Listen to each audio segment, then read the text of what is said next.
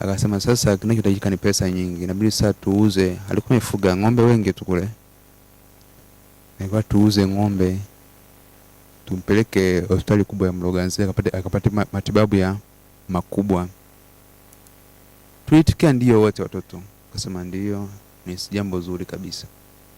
Tukaenda kwenye zizi kule, zizi liko kule Marui kule, ndio kulikuwa na kambi ya ng'ombe kule. Nilipoenda kule kauza ng'ombe. Sasa cha ajabu ambacho tulishangaa wote, aliuza ng'ombe ambacho idadi kubwa, ng'ombe 12 ambayo na mlikuwa na ng'ombe wangapi? Ng'ombe walikuwa kama 200 na kama 30 hivi. Kwa nini ng'ombe wengi kumbe? Ng'ombe walikuwa wengi. Unajua wadogo zangu walikuwa wanachunga kule. Ng'ombe walikuwa wengi sana. Sasa wao ni wakubwa bado wadogo. Kaanza kuuza ng'ombe 12. Sasa na ng'ombe mmoja unajua ng'ombe wakubwa, kuna ng'ombe mmoja anauza 800,000, mwingine mpaka milioni na kidogo mmoja. Mbona umeuza nyingi sana? Akasema kwa sababu kule tunaenda ni hospitali, hatujui tutakaa siku ngapi. Ni kweli. Tukaenda mimi na yeye. Hapo sasa ametulia. Tukamchukua pale Kisarawe, kaondoka naye mpaka Mloganzila tukakaa. Sasa mimi akaniambia basi wewe rudi kwanza kwa dogo zao kule, mimi niache hapo hospitalini. Kaingia mle.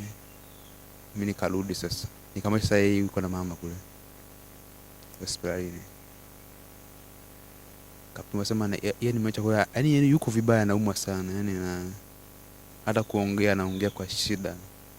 Mimi nikarudi nikajua kama mzee yupo kule, matibabu kila kitu yatamalizika. Tukawa tunawasiliana kusema mama anaendelea vizuri, yuko bado anaendelea, lakini kuongea ndo bado. Akasema sawa. Nikaendelea kukaa kule. Baadaye tena alirudi. Aliporudi akasema ugonjwa ni mkubwa sana, unaonekana bado kupona ni ngumu, inahitajika hela ni nyingi, kwa sababu unaonekana kwamba tumboni ameathirika na kichwani, si anasema damu zinavuja kwenye ubongo. Itakuwa sasa afanyiwe utaratibu mapema. Sema bini uze ng'ombe zingine tena. Sema ni sawa, kwa sababu ya uhai kwanza, tunazungumzia uhai, kwa sababu mali zingine zinatafutwa. Tukaruhusu. Tukaenda zizini kule, tukachambua kachukua zile kubwa. Kwa hiyo sasa ilikuwa sana ni hatari sasa. Yani kauza ng'ombe ambazo ni yani ni idadi kubwa tofauti na vile ambavyo kauza 50. Tukasema kwa sababu ni ya ugonjwa hamna shida. Hapo sasa zimekuwa 60, zinazidi kupungua. Kauza kaondoka.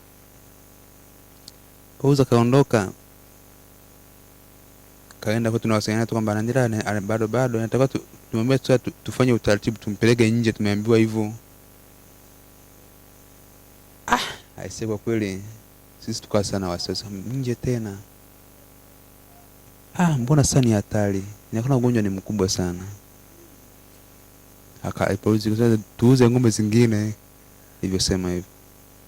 Akasema mambo yote mama yetu akiwa mzima, mambo mengine tutakuja tuyatafute, kwa sababu nyingi tena inahitaji gharama tu, usafiri atakuwa asafirishwe kwa wasema kwa ndege. Akasema tuuze ng'ombe ngapi? Tunauza ng'ombe 100. Sasa kuna mdogo wangu anapenda sana kuchunga, mdogo wangu wa 3.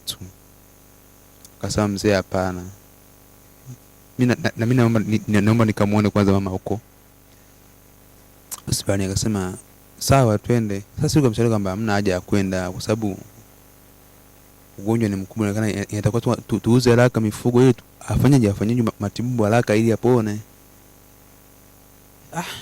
Kabisa tukakubaliana pale. Akasema ng'ombe mmoja ni shilingi ngapi? Na ile ambayo inadeka ni ile nyingi, akasema si milioni karibu 70 huko.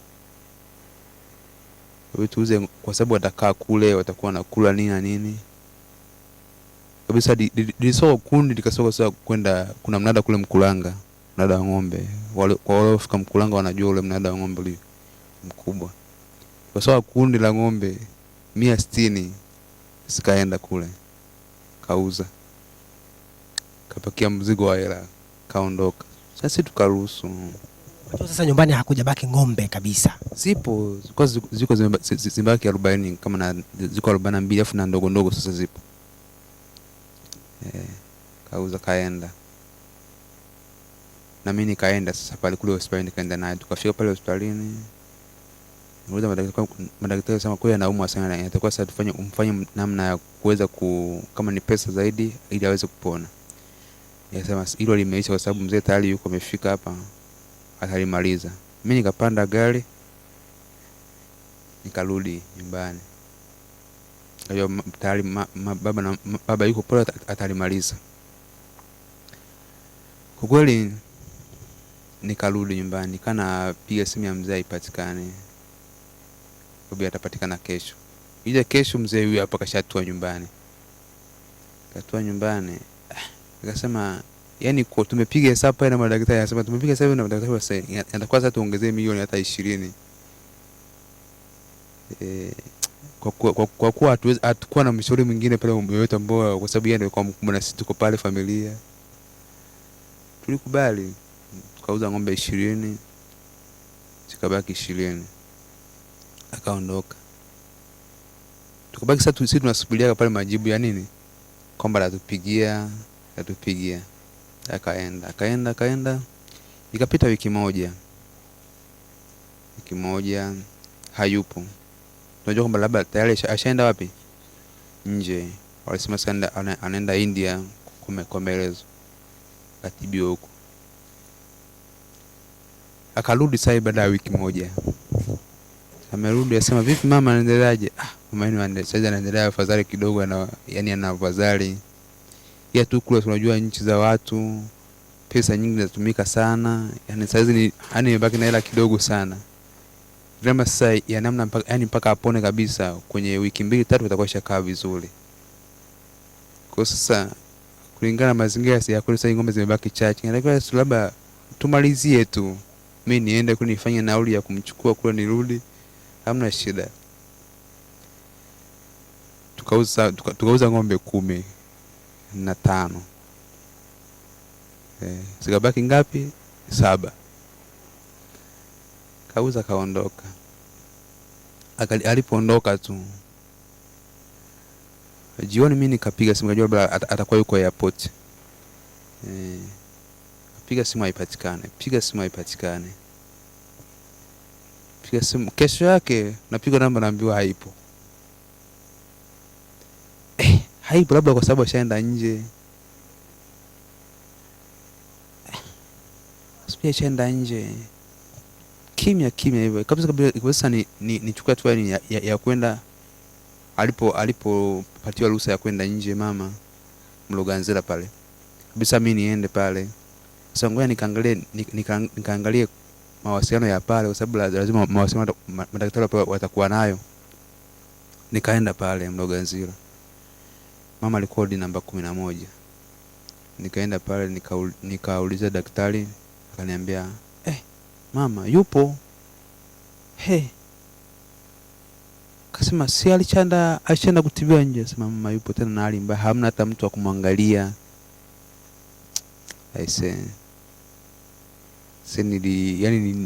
Nilisikia huzuni sana mpaka machozi yakanitoka. Sema mama, mbona tumefanya kila jitihada, tumeuza kila kitu, sasa ikoje hii? Akasema ndio hivyo, hana msaada hapa wowote ule. Kuwa na mtu yote ambaye anakuja kumuona wala kumwangalia. Kuwa na mtu yote yule ambaye anakuja nani pale. Toka wewe umeondoka ile siku hamna mtu aliyekuja. Kwa sababu hakuja, asema hatujamuona. Akasema fanya jitihada yoyote angalau mama apatiwe matibabu hapa, kwa sababu nahitajika fedha. Akasema mimi nifanye haraka pale, nilichukua pikipiki pale. Tukaenda pale nyumbani. Kabla nitafute mteja wa ng'ombe pale. Sasa zilikuwa ng'ombe 17 pale. Nikauza ng'ombe 2. Kapewa milioni 1.7. Nikarudi kwanza mama apatiwe dawa ya kutibia pale, akaanza kutibiwa. Sasa nikaa nafanya utaratibu wa kumpata mzee, nampata wapi? Nafanya jitihada tumpate mzee. Hamna. Sasa kumbe mimi nipo huko hospitalini, yeye sasa mzee akaja nyumbani kule. Kwa hiyo ukaenda kukuta taarifa tofauti na vile ambavyo baba pengine aliwaeleza kuhusiana na mama kule hospitali. Ya, kwa sababu nilipoenda kule hospitalini nikakuta taarifa tofauti, kabisa mimi nichukue jukumu la kwanza kumhudumia mama. Sasa nikarudi nyumbani, nimeuza ng'ombe 2 nikapata 1,800,000. Ya, nikarudi hospitalini nikalipia, mama kaendelea sana matibabu. Nilipokuwa kule mdogo wangu sasa kanipigia simu kama mzee karudi, yupo. Akasema karudi, sasa mbona nyumbani nani huko hospitali ya mama alikuwa peke yake, yeye alikuwa wapi? Akasema ndo yuko huku, lakini sasa yuko na watu anauza nini? Nyumba. Anauza na nyumba tena. Anauza nyumba, amesema kwamba Said yuko huko. Akasema mimi niko peke yangu huku na matibabu kama nilivyowaambia kwamba hakuna alichotibiwa hata kimoja. Akasema na mimi sasa nauza na yuko na hasira sana, nauza sawa si cha kwangu hiki. Kabisa mimi ni mama naye hakule saa muda wote, saa haongei. Yuko vibaya mno, yani mpaka ukimwangalia unaweza uko unalia pekee, kwa sababu hakuna mwingine ambaye tulikuwa tunamtegemea pale, ambaye alikuwa karibu yetu. Ndugu zetu wengine huko mikoani huko, na sisi kwetu tuko peke yetu pale. Kabisa nikamwambia mama, wewe nikuache kwanza hapa, nirudi kwanza nyumbani, nitarudi jioni.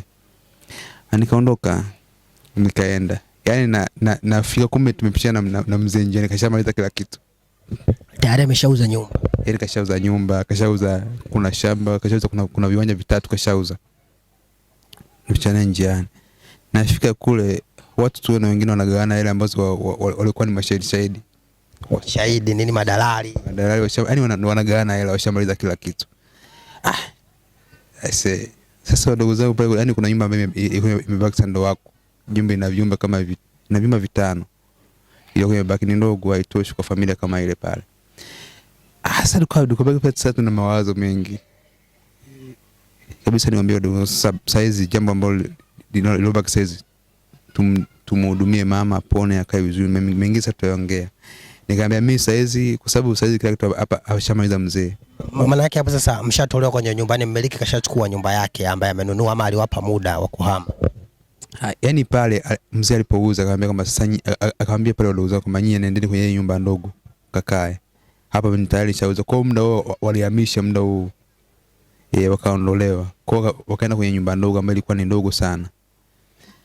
Na mimi nafika pale nakuta wako, kwa sababu ilikuwa sio mbali sana, kama kuvuka tu ni barabara. Unafika kwenye nyumba nyingine. Nikamwambia kama saizi cha msingi zaidi saizi ni kufanyaje? Kuangalia utaratibu wa mama yetu, akae vizuri, apone, afu sasa mambo mengine tutaangalia baadaye. Sasa mimi nikamwambia kama nirudi kwanza mimi kule, mengine sasa tutaongea baadaye, au nikirudi kesho kutwa tutamalizana. Nikarudi hospitalini, nikamkuta kweli mama, hali ya mama ni ngumu, kwa sababu uwezo ambao itakuwa atibiwe, pesa tena hazitoshi kwa muda wake. Sasa wanampa tu dawa za nini, za kutuliza nini, lakini matibabu kabisa pesa haitoshi. Inatakiwa hela nyingi, ila apeleke wapi? Kwenye vifaa vikubwa vya kuweza kufanya operation ili aweze kukaa vizuri, kwa sababu nasema kwamba si kichwani vitu vinaharibika, si na tumboni, mara wanavimba hapa wana nani. Kwa kweli mawazo yakawa mengi. Nikapiga simu kwa mdogo kwamba kuna mtu tena huko nani tu uza ng'ombe, tufanyaje? Tufanye utaratibu mwingine wa kuweza kumtibisha mama yetu. Akauza tena ng'ombe 2. Uza ng'ombe 2, kanitumia hela. Na hizo bado hazikutosha. Kama siku 2, mama ndo kabisa hiyo siku akameniita kwa sauti ya mbali sana, kama niita. Akasema, "Ima mwanangu njoo." Nikaenda pale. Sasa kaniambia kwamba wewe hapo, cha kwanza kabisa watunze wadogo zako. Cha pili, hii kupendeza mtafute babako. Lakini cha kwanza watunze wadogo zako. Mimi pengine nitakuwa sina nafasi ya kuishi, hata kama nitaishi sawa, lakini naona kama sina nafasi tena ya kufanyaje, ya kuishi. Nikawa sasa mimi nikana mtego kwamba hapana mama, huwezi kufa, haiwezi kuwa hivyo. Nasema hapana, mimi naona nimefikia mwisho, tunaongea hivyo kama ametulia sasa. Kanaongea sasa, kakaa kimya, katulia. Ilikuwa saa 2 usiku hivi. Mimi nikatulia kabisa nitoke nje kwa sababu usiku alikunywa hadi uji. Kama imekaa vizuri kidogo. Kabisa nitoke nikachukua hata matunda kidogo nimpelekee. Nikatoka nikatafuta matunda pale. Nikakosa. Nikaenda mpaka saa 8 Kipamba shule kule. Kwa sababu kule ndo wanakaga hadi usiku. Nikaenda nikapata matunda. Nikarudi. Niliporudi nakutana na daktari, ananiambia, vipi? Akasema sawa. Naingia kwa mama, ndio. Akasema subiri kwanza kidogo, niende nifanye kwanza matibabu kidogo afu taingia baadaye kidogo. Akasema sasa si usiku, akasema usiku ndo muda wa matibabu. Akasema sawa. Nikakaa pale kwenye la kusubiria uitwe na kwamba njoo. Nikasubiria pale, nasubiri ataniita, haniti. Nasubiria Sasa daktari aje kabisa, yani niende kugonga sasa kule. Dokta afungue, akasema ngoja nikasubirie tu nitii. Nikarudi nimekaa, baadaye alikuja yani kwenye saa 7 hivi akaja. Akaniambia sasa nadhani tuliza kichwa kwanza. Mama utamuona asubuhi. Sasa kwa saizi bado kwanza kwa sababu kulingana na hali yake bado anafanywa matibabu zaidi. Subiri tu asubuhi. Kwa kweli ibidi nisubiri asubuhi. So kule kuna nyumba ambayo ni ya kusubiriaga nini? Kusubiria wale ambao wanauguza. Za kupumzika na kulala pia zipo. Kena nikatulia kule asubuhi, nikaamka nikaenda moja kwa moja kwa kule daktari. Nikamweleza, nikamwambia bwana saizi tamani kujua hali ya mamangu. Kabisa kaniita pembeni. Kakaa na mimi kaniambia ujue kila kitu hapa duniani kina mpango yake. Yaani sisi hapa kuwepo ni mpango wa Mungu.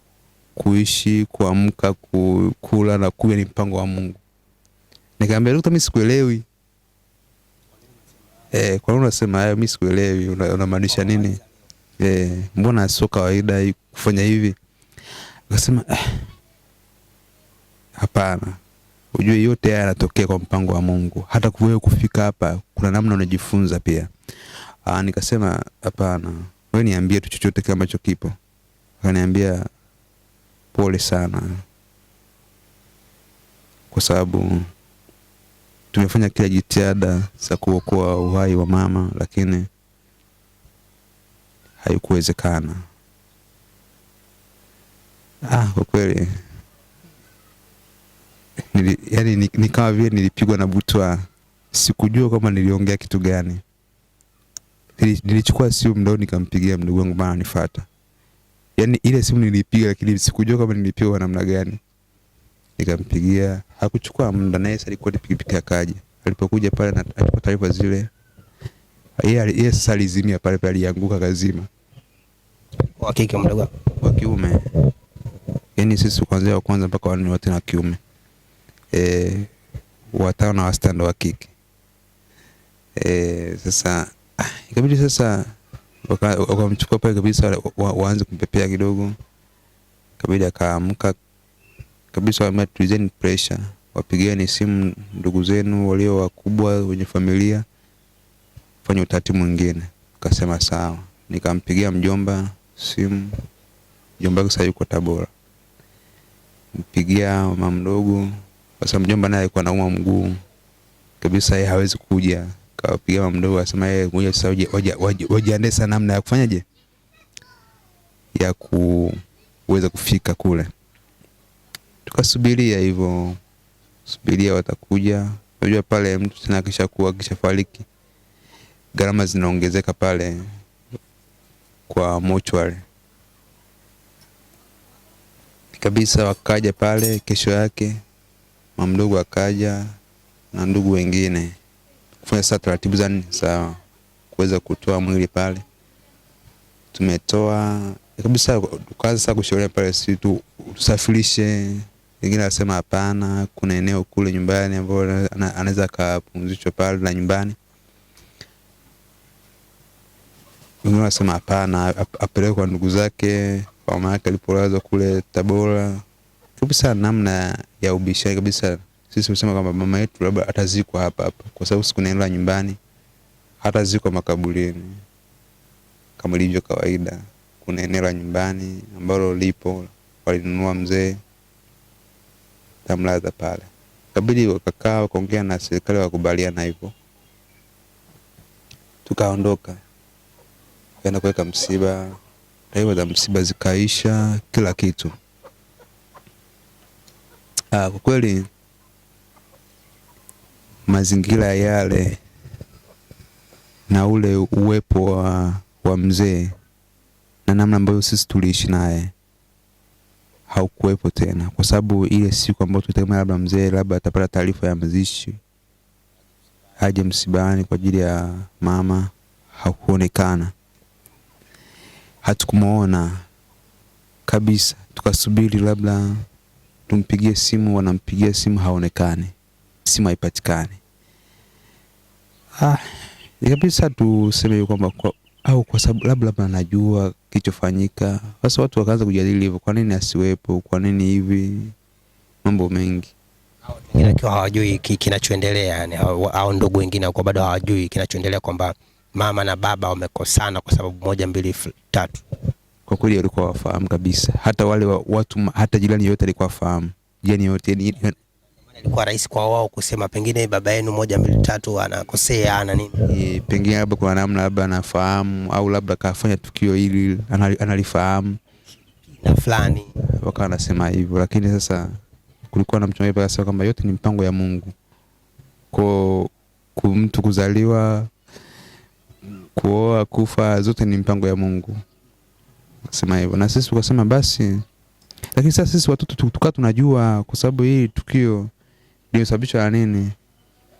Ile sasa majirani, watu ambao wanazunguka pale wanajua namna mzee alivyouza vitu. Kwa sasa walikuwa naona, yani ameuza chakula kwanza, kauza mpaka mara mwisho wiki moja kabla mama hajafa, ndo aliuza nyumba na viwanja 3 kwa wakati mmoja. Asa watu sawa wakala sio au wanataka kuhama. Uko nafikiria hivyo. Kuna nini? Wengine wasema kwa sababu kuna baadhi sasa kuna wazee walikuwa wanajua kama mama anaumwa. Kusema pengine anamtibisha mama yuko nje. Walikuwa wanafahamu kwamba kaenda nje kutibiwa. Lakini baada ya kuona tena msiba na yeye hayupo, akasema huyu mzee vipi? Mbona alikuwa hivi saizi hata kwenye msiba asiwepo kwa muda tu mfupi? Kwa kweli haikuwa rahisi, kwa sababu yani pale kulijenga taswira ya watu, kila mtu ana swali lake. Kila ulipokuwa unaona kundi la watu linakaa pale msibani, unaona kila mtu anaongea kwa kwake, anaona kama mbona ilikuwa hivi na hivi, mbona alikuwa anapenda familia yake hivi, na au kuna nini hapa katikati. Kwa kweli ilikuwa hivyo. Sasa baada ya kumalizika sasa mazishi kila kitu, ni tukabaki sana ndugu ujombani. Sasa mjomba, kuna mjomba wa kindugu naye akaja, mjomba kabisa, sisi ndio mjomba mmoja, yeye ni mmoja tu. Na yeye alikuwa na umamgusa, hawezi kuja mpaka huko.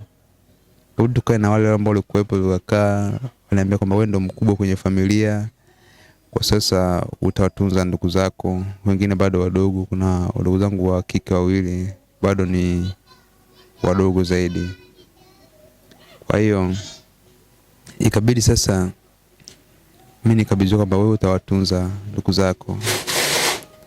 Kwa kweli kibinadamu inaumiza na unafika mbali. Mimi nijikuta tu yani nafanya vitu ambavyo sivielewi muda mwingine, kwa sababu nilikuwa natembea nawaza. Hapo sasa nimepaka na ng'ombe moja tu. Yuko ng'ombe mmoja katika ng'ombe 200 na ngapi?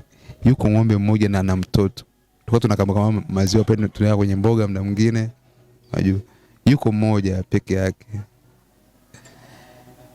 Na kulikuwa na kuku ndo wako wakibaki pale, na basi ya ndugu pale walikuja wakafariji wakatoa hela kidogo, tukabaki tunatumia nini. Kwa kweli mimi kuanzia hapo ndo siku yangu ilipita kama wiki moja hivi, ndio ilikuwa mara yangu ya kwanza kutumia pombe. Mara yangu ya kwanza. Kilichokusukuma hasa ni kwamba mawazo ama ulihisi hiyo inaweza ikawa kitu fulani? Yani kwa nini ulichagua pombe kwa wakati huo? Kwa sababu nilikuwa nikiangalia mazingira ambayo mzee ameacha na mazingira ambayo mimi nimeishi yakawa ni tofauti kabisa. Kwanza tuliishi maisha ambayo tulizoea kuona wazee wetu wapo. Baba alikuwa ni mtu ambaye ananipenda sana. Tumeishi naye kwa upendo. Yaani kila ambacho kilikuwa kinafanyika pale kilikuwa kinafanyika ni kwa uzuri, na mzee pale alikuwa ndo sio kwamba nyie ni watoto wangu, na mimi ndo nilikuwa kama mwanae wa kwanza ambaye alikuwa akinitegemea kwa kila kitu. Lakini kwa ghafla tuseme takribani kama ndani ya miezi miwili, yani kila kitu kilikuwa kimebadilika, kila kitu. Ndani ya miezi miwili kila kitu kilibadilika, mambo yakaenda tofauti, mama akafariki. Sasa nikawaza yani bora muda mwingine angebaki hata mwingine tukatu tunamwona ambaye labda anatufariji. Lakini mama alifariki, mzee akaondoka, na kaondoka sana kila kitu. Hajulikani yuko wapi.